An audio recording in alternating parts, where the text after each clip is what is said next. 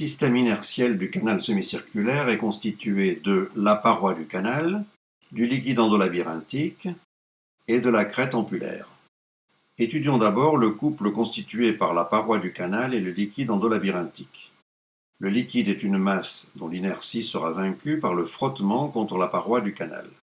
Dans l'animation suivante, le canal est représenté par son contour en traits noirs et rouges et le renflement de l'ampoule permet de rendre sa rotation visible. Le liquide endolabyrinthique est coloré en bleu. Il est matérialisé par les vaguelettes et le point rouge qui sont solidaires et tournent ensemble. Le mouvement du liquide par rapport au canal est donc parfaitement repérable. Voici maintenant la succession des phénomènes observés. Au repos, rien ne bouge. Au début de la rotation du canal, l'inertie du liquide fait qu'il reste immobile dans l'espace, mais qu'il effectue par rapport au canal un mouvement relatif inverse. La vitesse de ce mouvement relatif du liquide diminue en même temps que l'accélération du canal. La vitesse de rotation du liquide finit par égaler celle du canal, et le mouvement relatif entre canal et liquide disparaît tant que la vitesse de rotation reste constante.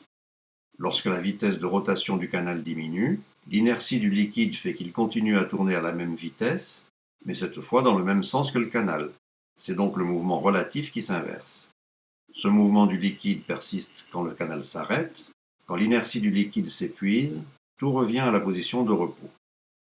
Vous pourrez revoir autant de fois que nécessaire ces différentes phases afin de bien comprendre leur succession. Étudions maintenant le couple formé par le liquide et la crête ampulaire. Il est facile de comprendre que la crête ampulaire étant solidaire de la paroi du canal, c'est le mouvement relatif du liquide par rapport au canal qui infléchit la crête, dans un sens ou dans l'autre, et qu'à chaque arrêt, le mouvement relatif de la crête et du liquide s'inverse.